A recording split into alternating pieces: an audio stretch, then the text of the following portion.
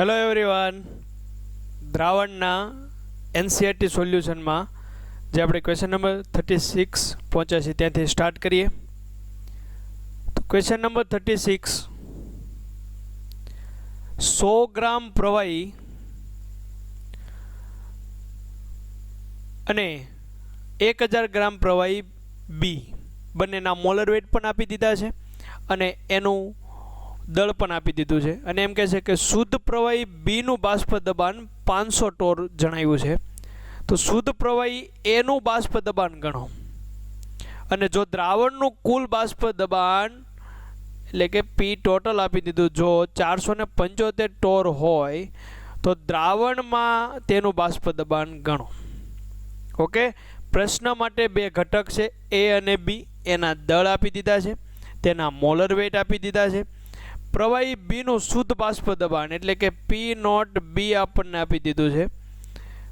પી naught એ આપણે એક મેળવવાનું છે અને તેનું દ્રાવણમાં બાષ્પ દબાણ ગણવાનું છે એટલે કે પી એ. આ બે પ્રશ્ન આપણે મેળવવાના છે.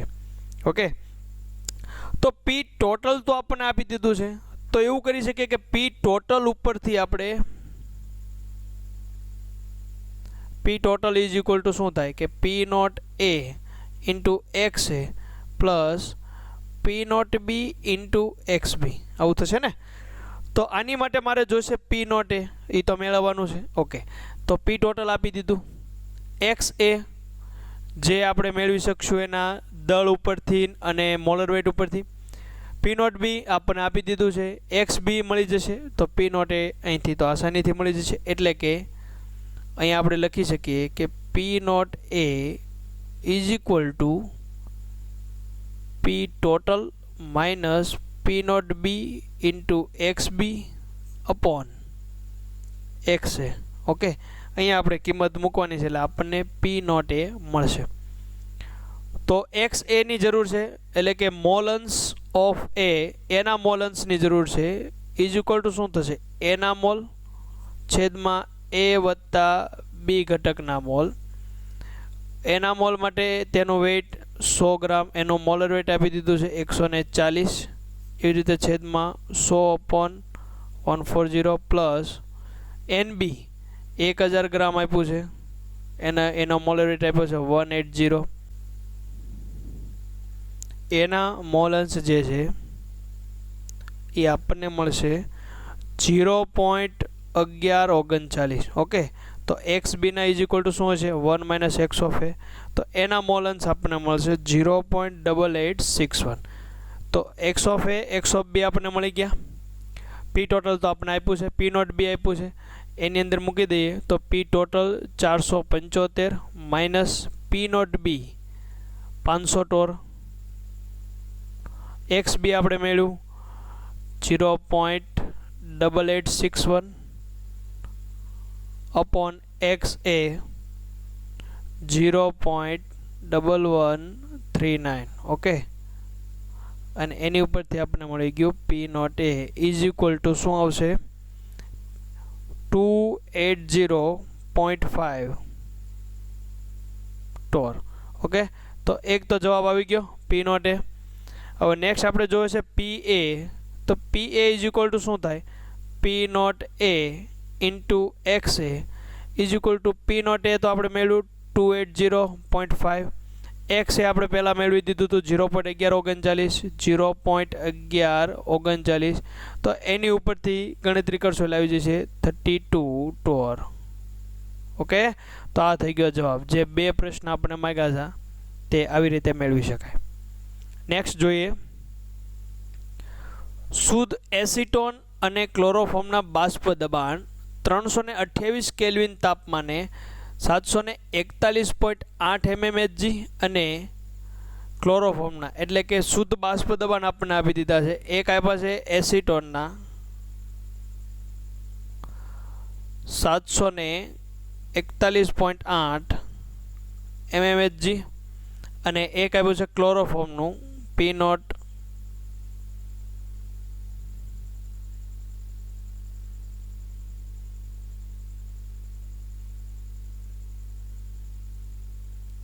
જે આપ્યું છે 600 32.8 mmHg. ઓકે, નેક્સ્ટ જોઈએ, તેઓના સંગઠન સંપૂર્ણ ગાળા દરમિયાન આદર્શ છે, એટલે કે આ બંને ઘટકો આદર્શ દ્રાવણ બનાવે છે, એટલે કે રાઉલ્ટના નિયમનું પાલન થાય છે, એટલે કે બંને પી ટોટલ જે કરશું એ જ ઇક્વલ આવશે, કારણ કે રાઉલ્ટના નિયમનું પાલન થાય છે માટે. ઓકે, તો તેમ ધારીને કુલ પી પી કુલ અને પી ક્લોરોફોર્મ અને પી એસિટોન નો એક્સ એસિટોન એટલે કે તેના મોલન્સના વિધેય તરીકે આલેખ દોરો. ઓકે, આલેખ દોરવાનું આપણને કીધું છે અને એની વિગત આપી છે. સંપૂર્ણ આલેખ દોરવાનો છે અને આલેખ દોર્યા પછી આપણે જણાવવાનું છે કે અહીંયા તેનું ધન વિચલન કે ઋણ વિચલન કયું થતું હશે. ઓકે, પ્રશ્ન ફરીથી સમજી લઈએ કે અહીંયા આપણને એક એસિટોન અને ક્લોરોફોર્મ છે. એ એસિટોન અને ક્લોરોફોર્મને ઉમેરવી એ સમયગાળા દરમિયાન આપણે આદર્શ બને છે તેવું ધારી લે છે, એટલે બીજા ફેરફારોને ધ્યાનમાં ન લેવા માટે આદર્શ ધારી લીધું.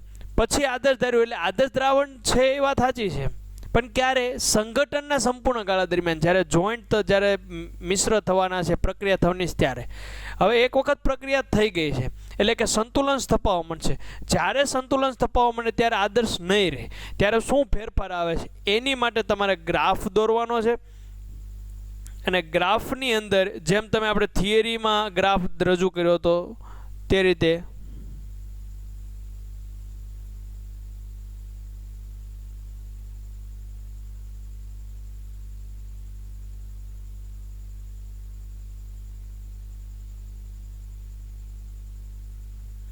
ઓકે, એમાં કોઈ એક તરફ આપણે ક્લોરોફોર્મ લઈ લઈએ એક તરફ એસિટોન. એસિટોનનું બાષ્પ દબાણ વધુ છે અને ક્લોરોફોર્મનું ઓછું છે, તો આ થઈ ગયું એસિટોન માટે અને એનાથી ઓછું ક્લોરોફોર્મ આવે છે. હું તમને ખાલી સમજાવવા માટે આવી રીતે દર્શાવું છું. ઓકે, બાકી તમારા ગ્રાફ પેજનો ઉપયોગ કરીને આ દર્શાવવાનું છે. અહીંયા ક્લોરોફોર્મ હશે 0 અને અહીંયા એસિટોન વાળો થિયરી તમે જો સમજાય છો તો ખ્યાલ આવી જશે.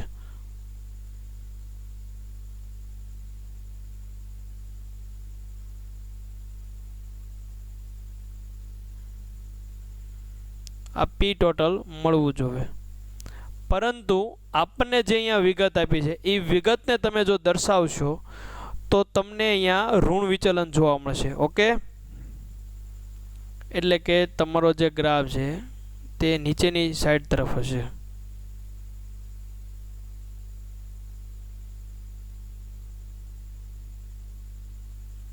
એટલે કે રાઉલ્ટના નિયમનું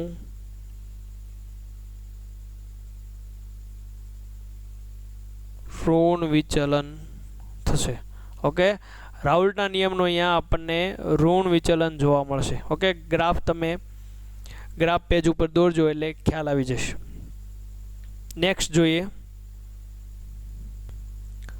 38. બેન્ઝીન અને ટોલ્યુનના સંગઠનના સંપૂર્ણ ગાળા દરમિયાન આદર્શ દ્રાવણ બનાવે છે. ઓકે, તેના સંપૂર્ણ સંગઠન બંનેનું મિશ્રણ થાય ત્યારે આદર્શ દ્રાવણ બનાવે છે એવું આપણે ધારી લઈએ. 300 કેલ્વિન તાપમાને શુદ્ધ બેન્ઝીન અને ટોલ્યુનના બાષ્પ દબાણ આપણને અહીંયા આપી દીધા છે.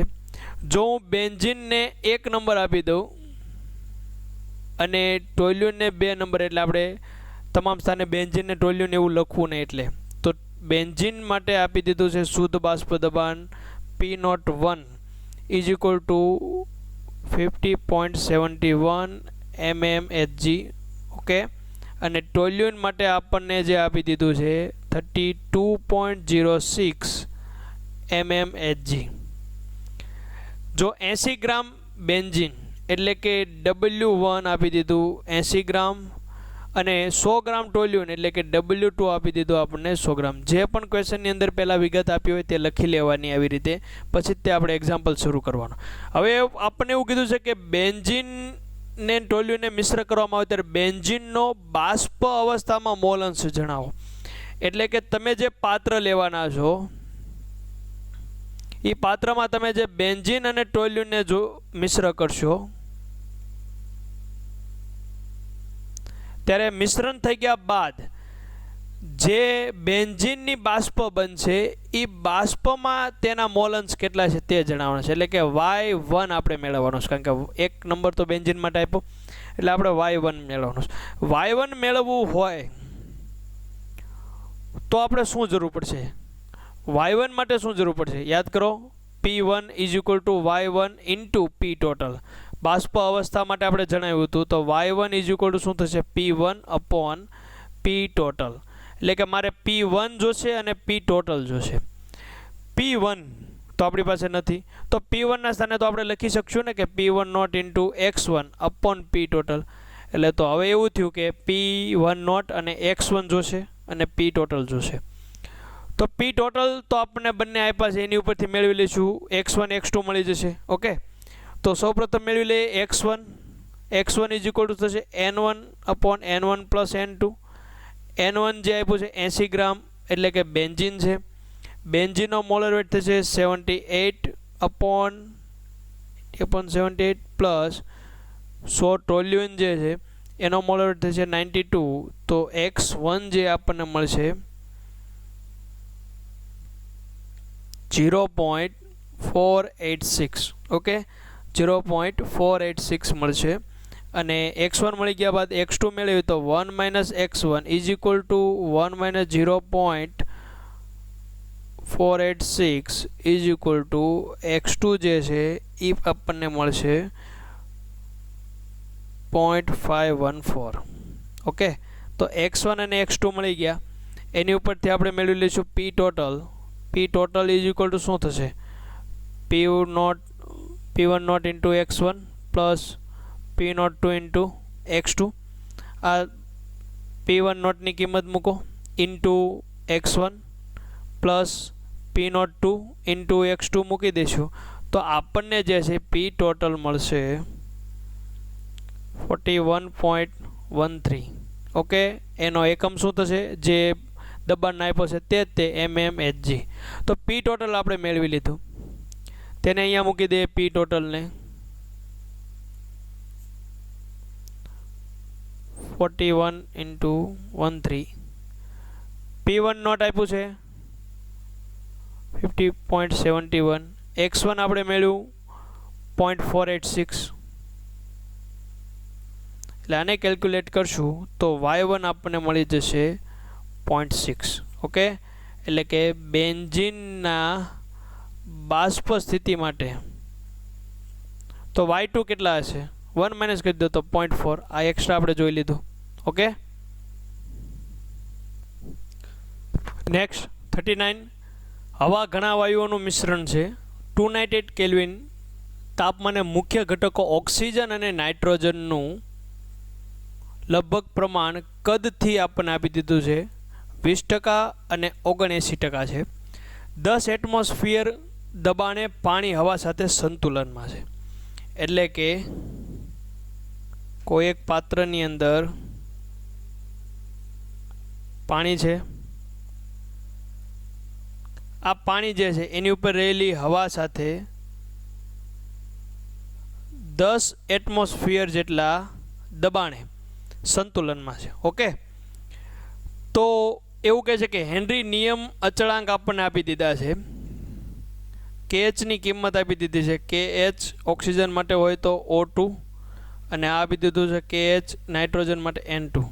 તો વાયુઓનું સંઘટન એટલે કે પ્રમાણ મેળવો, એટલે કે પ્રમાણ મેળવવો છે એટલે કે આપણે અહીંયા મેળવશું તેના મોલન્સ. સંઘટન આપણે આવે હેનરીનો નિયમ આવતો હોય ત્યાં આપણે એના મોલન્સ મેળવીશું. એટલે કે મારે મેળવવાનું થશે ઓક્સિજનના મોલન્સ અને નાઇટ્રોજનના મોલન્સ. ઓકે, આ આપણો પ્રશ્ન છે. તો આની માટે આપણે જેમ કીધું છે કે 10 એટમોસ્ફિયર જેટલું ટોટલ એની ઉપર પ્રેશર છે. હવે આ 10 એટમોસ્ફિયર જે છે એમાં એકમ જો એટમોસ્ફિયર આપ્યું છે ને, અને બાકી આપણે તો જે KHની કિંમત એટલે કે mmHgમાં છે ને, તો મારે mmHgની અંદર જોશે. તો એક એટમોસ્ફિયર ઇઝ ઇક્વલ ટુ થાય 760 mmHg. ઓકે, તો કેટલું આપ્યું છે અહીંયા? 10 એટમોસ્ફિયર એ કેટલા? તો ઇન્ટુ 10, તો 7600 mmHg થયું. એટલે કે આપણી પાસે જે હવાનું જે પ્રેશર છે, દબાણ જે છે 7600 mmHg છે. આ 7600 mmHgની અંદર બે વાયુનું મિશ્રણ છે, એક ઓક્સિજન એક નાઇટ્રોજન. ઓક્સિજન 20% જેટલો ભાગ છે અને 79 જેટલો ભાગ નાઇટ્રોજનનો છે.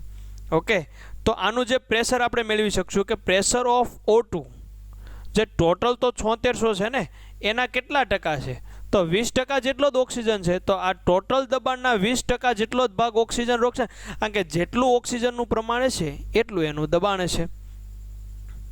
તો ઇક્વલ ટુ થશે 1520 mmHg.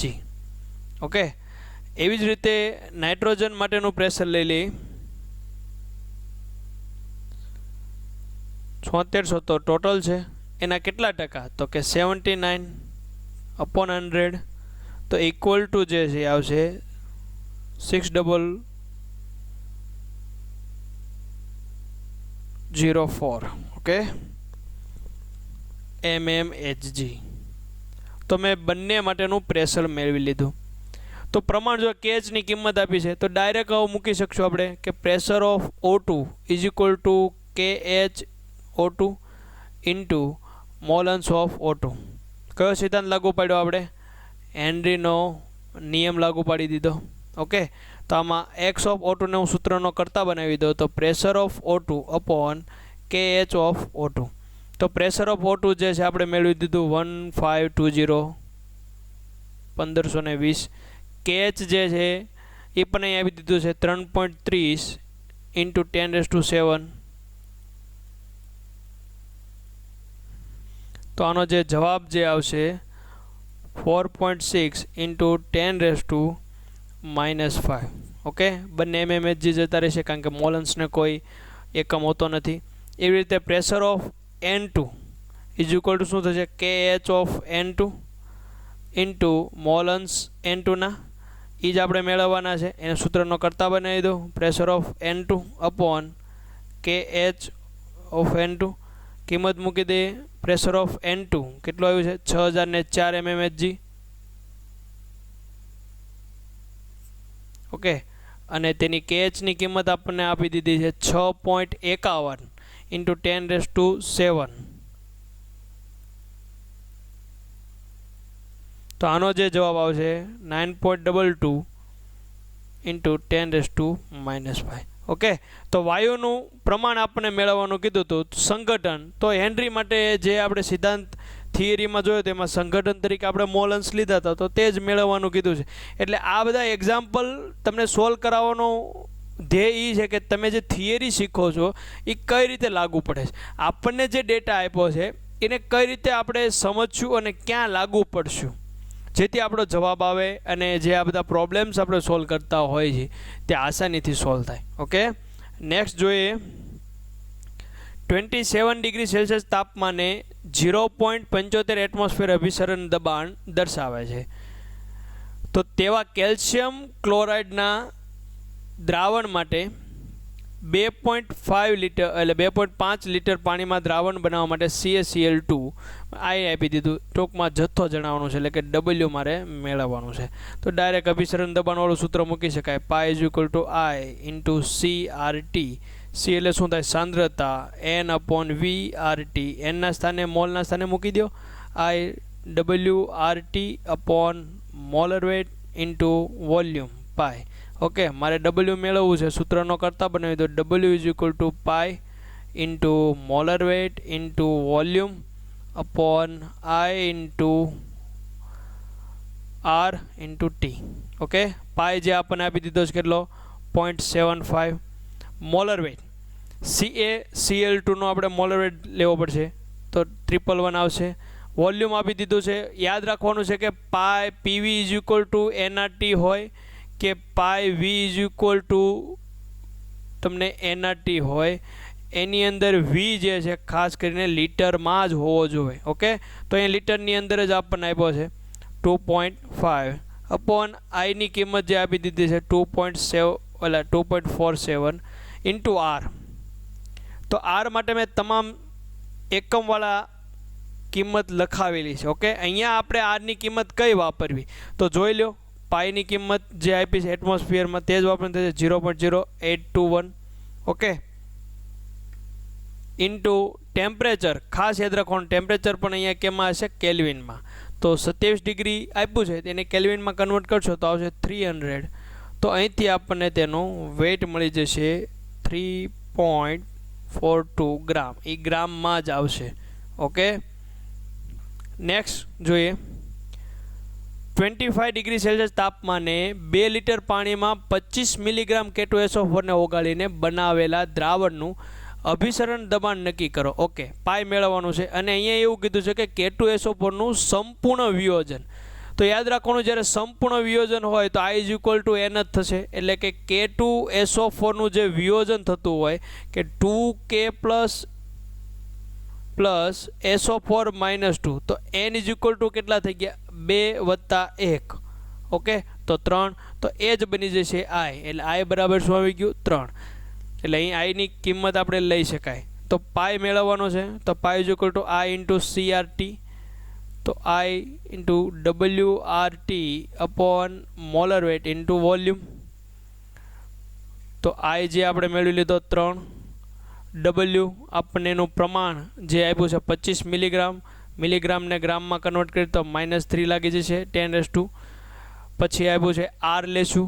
તો અહીંયા જે તમે R લેશો એને અનુસંધાનમાં આપણને પાઈની કિંમત મળશે. ઓકે, તો હું એટમોસ્ફિયર વાળું લઉં તો 0.0821 ઇન્ટુ ટેમ્પરેચર 25 ડિગ્રી સેલ્સિયસ છે, માટે એને કેલ્વિનમાં કન્વર્ટ કરું તો 298 કેલ્વિન થશે અપોન મોલર વેટ. K2SO4નો મોલર વેટ જે છે આવશે 174. ઓકે, ઇન્ટુ વોલ્યુમ 2 લિટર આપી દીધું છે. તો આની ઉપરથી કેલ્ક્યુલેટ કરશો તો પાઈ જે આવશે 5.27 ઇન્ટુ 10⁻³ એટમોસ્ફિયર. ઓકે, શું કામ કે મેં અહીંયા આરની કિંમત પણ એટમોસ્ફિયરમાં લીધેલી છે માટે. ઓકે, તો અહીં સુધી સ્વાધ્યાયના એક્ઝામ્પલ હતા. તમામ પ્રશ્નો આપણે જોયા, થિયરી જોઈ, પછી એની સાથે આવતા ઉદાહરણ જોયા, લખાણ સંબંધિત પ્રશ્નો જોયા, સ્વાધ્યાયના પ્રશ્નો જોયા. તો મેં તમને જે NCERTમાં જે ડેટા આપ્યો છે એ તમામ ક્લિયર કરાવ્યો છે. પ્લસ એ કે જો તમને હજી ન સમજાણું હોય તો તમે કોમેન્ટ કરો. કોમેન્ટ દ્વારા મને ખ્યાલ આવશે કે કયા સ્ટુડન્ટને કયો પોઈન્ટ સમજાય છે, અને જે પોઈન્ટ જો તમને સમજાઈ જાય છે તો એ પણ કોમેન્ટમાં લખો કે નહીં ક્લિયર સાહેબ, આ પોઈન્ટ અમને બિલકુલ સમજાઈ ગયો છે, આ સમજાણો નથી. તો હું જો તમને નહીં સમજાય તો હું એવી રીતે રજૂઆત કરીશ જેથી તમને આસાનીથી સમજાઈ જાય. ઓકે, અને આ તમામ જે ચેપ્ટર નંબર 2 છે રિવાઇઝ કરી લેવાનું છે. તમામ એક્ઝામ્પલ, થિયરીનો જે પોઈન્ટ છે તે તમામ, અને જેટલા સ્ટુડન્ટ સુધી આ વિડીયોની જે લિંક છે પહોંચી શકે ત્યાં સુધી પહોંચાડો. કારણ કે અત્યારના સમય માટે જે ઘરે બેઠા છે વિદ્યાર્થીઓ તે આ વિડીયો જોઈને આસાનીથી મેળવી શકે. બીજું કે તમે જો કોમેન્ટ કરશો તો કોમેન્ટ દ્વારા મને નવા વિડીયો બનાવવાની એક પ્રેરણા મળશે કે કઈ રીતના વિડીયો બનાવવા. બાકી મેં હવે આવતા ચેપ્ટર માટે એવું નક્કી કર્યું છે કે થોડુંક ચેન્જ કરીને હું તમારા માટે કંઈક નવું અને કંઈક અલગ જ લાવીશ કે જેથી તમે આસાનીથી તમે સમજી શકશો. ઓકે, લાસ્ટમાં એક સારો એવો કોટ્સ જોઈ લઈ. I have not failed, I have just found 10,000 ways that won't work. Thomas Edison. ખૂબ જ મહત્ત્વના અને સારું એવું પ્રદાન કર્યું હોય વિજ્ઞાન ક્ષેત્રે એવા આ એક વૈજ્ઞાનિક છે જેને ઇલેક્ટ્રિસિટી એટલે કે વિદ્યુતની રચના કરી. એમાં જે એમના પ્રયત્નો હતા એમાં નિષ્ફળતા એમને મળતી હતી. તો એ નિષ્ફળતા મળતી હતી તો એ કામ અટકાવી ન દીધું. એટલે જ આ લાઈન એવું કહે છે કે એ જે નિષ્ફળ થયા તો એને એ લાઈનને કેવી રીતે રજૂ કરી. એને કોઈ એક વ્યક્તિએ પૂછ્યું કે તમે નિષ્ફળ થયા તો તમે કામ અટકાવ્યું શું કામ નહીં? તો એને એવું કીધું કે હું નિષ્ફળ નથી થયો, હું સફળ જ થયો છે. મેં એવું ગોતી પાડ્યું છે કે જે મેં અત્યાર સુધી પ્રવૃત્તિ કરી છે એ હું જે લક્ષ્ય લઈને બેઠો છું એની માટે આ નથી.